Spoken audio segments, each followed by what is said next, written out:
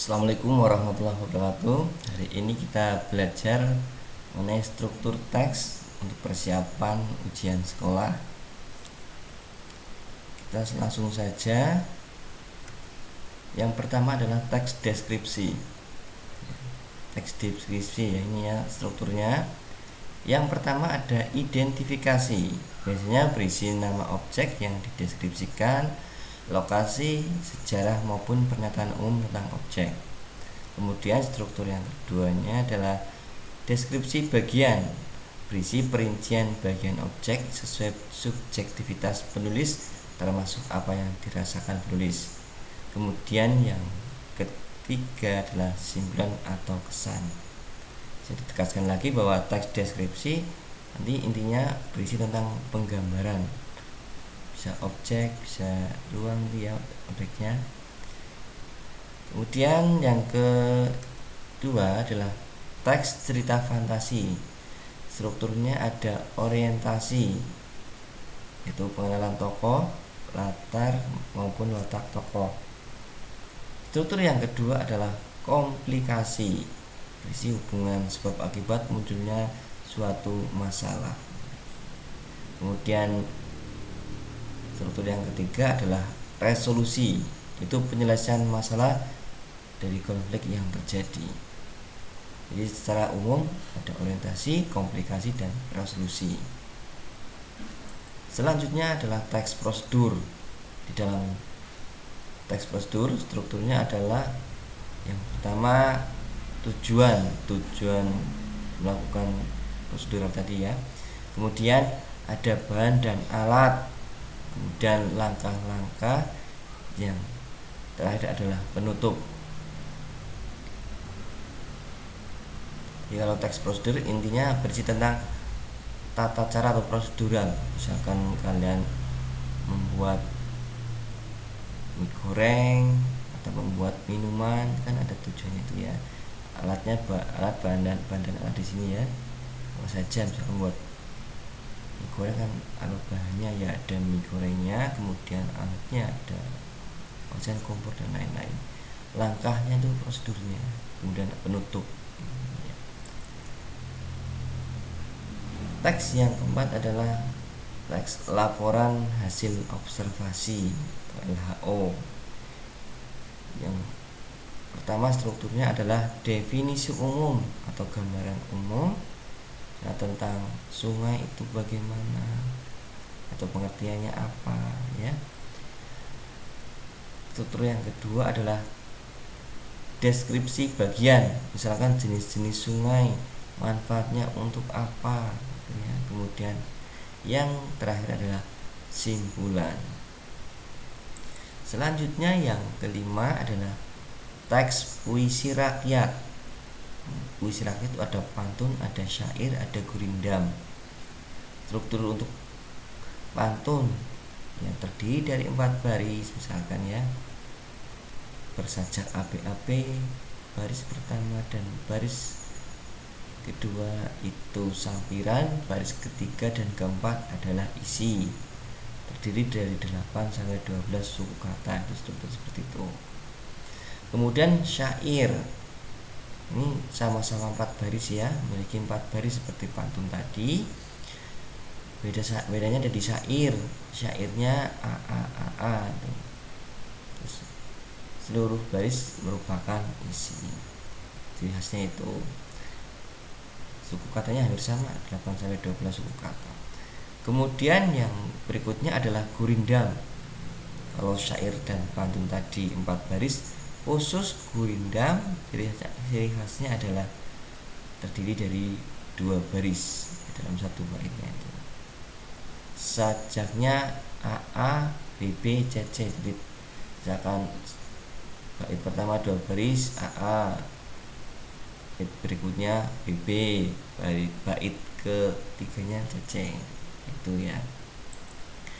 Yang keenam adalah teks cerita fabel. Namanya cerita fabel ya, intinya kalau fabel kan cerita yang tokohnya ataupun ceritanya seperti manusia ya. Ini namanya cerita strukturnya hampir sama ya nanti. Yang pertama ada orientasi berupa pengenalan, pengenalan tokoh, pengenalan waktunya, latarnya, dan sebagainya. Yang kedua adalah komplikasi. Komplikasi adalah munculnya masalah, dan di dalam komplikasi ini biasanya terdapat konflik ataupun nanti puncak dari konfliknya disebut klimaks ya. Kemudian C, resolusi, penyelesaiannya. Jadi ada masalah tadi, misalkan penyelesaiannya apa, solusinya. Kemudian yang terakhir adalah koda. Koda itu bagian akhir. Biasanya kalau koda itu berupa amanat atau pesan yang terkandung di dalam file tersebut. Yang ketujuh, kita belajar nanti teks surat. Surat pribadi ini strukturnya ada alamat dan tanggal surat. Nah, ciri khas surat pribadi adalah bebas ya strukturnya, tidak seperti surat dinas nanti. Ada alamat dan tanggal surat di bagian atas biasanya. Misalkan Cilacap 7 Maret 2021 itu kan menunjukkan alamat dan tanggal surat nanti. Kemudian ada salam pembuka, assalamualaikum ya, ataupun yang sejenisnya. Kalimat pembuka ya, bagaimana kabarmu, itu kalimat pembuka paragraf ya.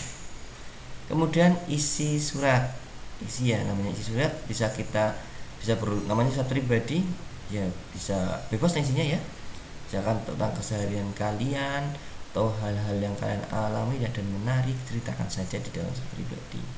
Kemudian penutup surat, misalkan sekian dulu ya, misalkan itu salam atau akhir penutup ya, menggunakan misalkan wassalamualaikum warahmatullahi wabarakatuh misalkan. Dan terakhir adalah nama dan tanda tangan di bagian bawah, itu bagian surat pribadi. Kemudian yang berikutnya adalah surat dinas. Beda lagi dengan surat dinas, ini lebih bahasanya resmi, formal. Di bagian atas itu ada kepala surat atau sering disebut sebagai kop surat. Kemudian ada nomor dan tanggal surat, kemudian alamat yang dituju, kemudian ada salam pembuka, kemudian paragraf pembuka, inti atau isi surat, dan paragraf penutup. Kemudian yang berikutnya adalah salam penutup, nama dan tanda tangan di bagian akhir. Jadi hampir sama dengan surat pribadi, ada beberapa bagian yang hampir sama. Cuma yang membedakan di sini ada yang awal ini ya, kop surat sama nomor tanggal suratnya di sini. Selanjutnya kita belajar teks berita strukturnya. Struktur teks berita ada kepala berita atau lead, kemudian tubuh berita, dan berikutnya adalah ekor ya. Untuk teks berita kita harus hubungannya dengan 5W1H, atau di dalam bahasa Indonesia ada istilah adik simba ya kan? Adik simba yang singkatan dari apa, di mana, kapan, siapa, mengapa, bagaimana. Nah, seperti itu. Pelajari lagi ya. Selanjutnya yang ke-9 adalah teks iklan, slogan, dan poster. Strukturnya ada, yang pertama adalah pengenalan produk atau judul teks. Kemudian yang berikutnya adalah pernyataan persuasif atau pernyataan yang berusaha mengajak pembaca atau pendengar. Namanya iklan, slogan, poster kan tujuannya mempengaruhi, jadi otomatis di sini ada pernyataan persuasif. Kemudian yang berikutnya yang terakhir adalah pendukung, kan bisa menggunakan slogan, kalau poster ada gambarnya, ataupun menggunakan logo ya, seperti itu.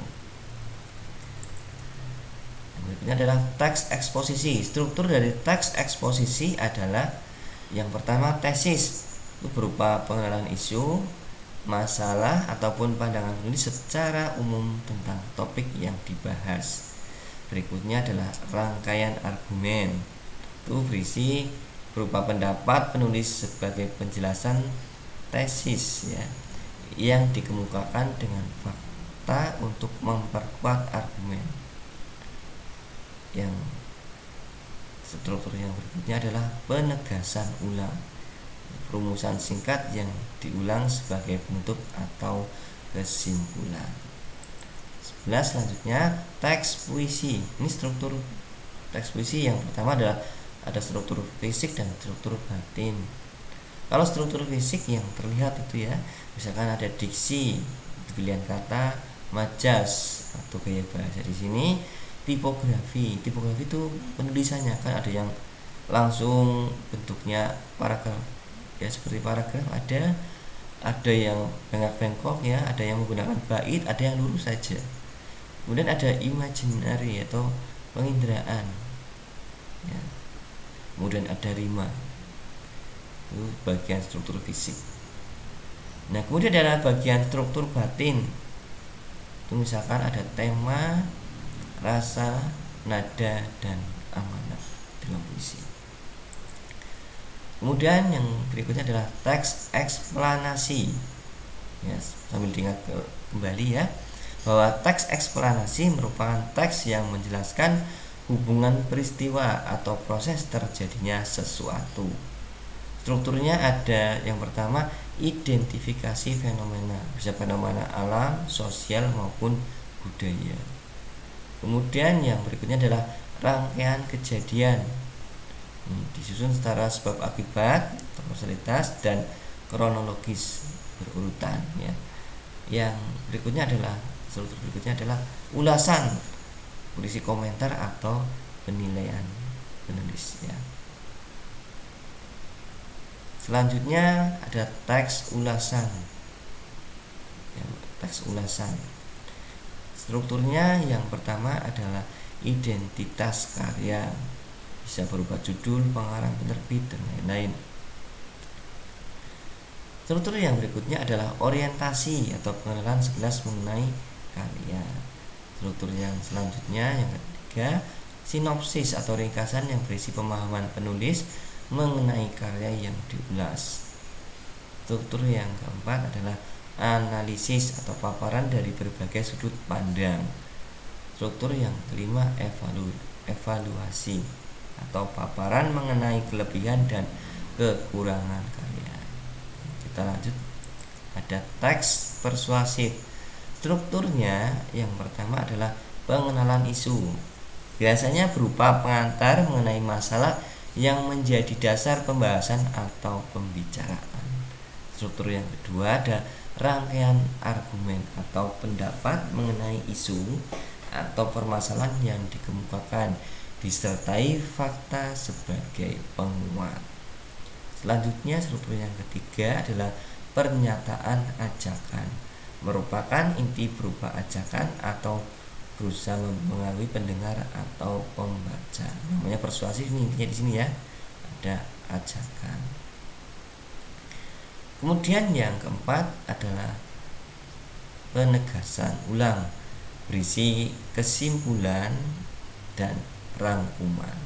Jadi sudah dijelaskan, ada argumennya, dijelaskan kembali, ditegaskan kembali biar lebih meyakinkan. Yang ke-15 adalah teks drama, terdiri dari prolog atau bagian pembuka yang biasanya disampaikan dalang atau pecerita yang berisi mengenai gambaran pemain, latar, dan sebagainya. Kemudian ada dialog. Nah, di dalam dialog ini ada orientasi atau pengenalan tiap tokohnya. Kemudian komplikasi. Di sini munculnya masalah dan bahkan konflik atau klimaksnya terjadi di komplikasi ini. Kemudian di dalam dialog ada resolusi, penyelesaiannya bagaimana. Ya, dari masalah itu ada penyelesaian resolusinya. Yang terakhir adalah epilog atau bagian akhir yang berguna untuk menyampaikan intisari cerita atau menafsirkan maksud cerita yang disampaikan oleh aktor maupun dalang. Ya, yang ke-16 kita belajar teks laporan percobaan. Strukturnya ada pernyataan umum untuk menentukan klasifikasi aspek dari sesuatu seperti hewan, alam, tumbuhan, dan lainnya yang dibahas secara umum. Misalkan kita bicara tentang kelelawar misalkan ya. Kelelawar adalah binatang mamalia yang bisa terbang misalkan, dan merupakan hewan nokturnal. Kemudian di bagian berikutnya ada uraian, itu menggambarkan sesuatu yang dibahas secara rinci, bagian per bagian, kebiasaan atau kebutuhan hidup makhluk hidup, dan penggunaan bahan dan alat, kemudian perilaku alamiah dan hal khusus. Ini lebih rinci lagi tadi bicara kelelawar secara umum, kemudian bisa diceritakan bagian kelelawar apa saja, untuk kebiasaannya apa saja, baik makanan dan macam-macam itu ya, dan hal-hal yang mungkin penting juga di bagian uraian. Kemudian 17 kita belajar teks pidato persuasif. Yang pertama strukturnya adalah pernyataan posisi yang merupakan pendapat atau pendirian yang diambil penulis mengenai suatu persoalan. Kemudian di struktur yang kedua ada argumen atau pendapat. Ya, bisa dimulai dari yang paling kuat atau sebaliknya, dari yang standar biasa lemah atau sampai yang paling kuat. Ya. Kemudian penguatan pernyataan posisi. Jadi penulis harus menyatakan posisinya, dikuatkan lagi, pernyataan kembali atau untuk memperkuat apa yang telah disampaikan. Tadi sudah ada argumen, dikuatkan lagi. Yang ke-18 kita belajar teks cerpen. Teks cerpen atau cerita pendek, strukturnya ada orientasi pengenalan, kemudian rangkaian peristiwa, kemudian komplikasi, mulai kompleks, rumit di sini ya, kemudian resolusi penyelesaian. Yang 19 adalah teks tanggapan, strukturnya ada konteks, apa yang mau ditanggapi, di mana dan kapan peristiwa terjadi, peristiwa apa, politik, sosial atau budaya ya. Kemudian struktur yang kedua adalah deskripsi atau penggambaran mengenai sesuatu terjadi maupun dihasilkan. Struktur yang ketiga adalah penilaian, bisa berupa pujian maupun kritik mengenai hal yang ditanggapi. Yang ke-20 kita belajar teks diskusi. Teks diskusi strukturnya yang pertama adalah pendahuluan. Di dalam pendahuluan biasanya berupa pernyataan untuk membatasi topik, latar belakang topik ya, kemudian sudut pandang berbeda yang akan dibahas. Nah, kemudian struktur yang kedua adalah isi. Berisi itu isinya adalah untuk isi dari teks diskusi ini, bagian ini ya, berisi argumen pro maupun kontra. Nah, biasanya digunakan bahasa yang persuasif.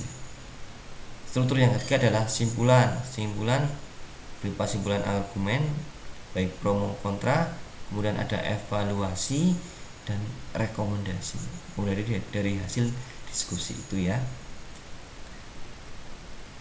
21 kita belajar teks cerita inspiratif. Strukturnya hampir sama dengan tadi yang teks cerita tadi ya. Yang pertama orientasi atau pengenalan, kemudian perumitan peristiwa, ini mulai rumit, ada masalah dan macam-macam di sini. Komplikasi juga ini kompleks, mulai rumit juga di sini. Kemudian ada resolusi penyelesaian, dan terakhir adalah koda, biasanya berupa amanat. Demikian yang kita pelajari hari ini untuk berbagai macam teks persiapan ujian sekolah. Semoga sukses. Mohon maaf jika ada yang salah. Terima kasih. Wassalamualaikum warahmatullahi wabarakatuh.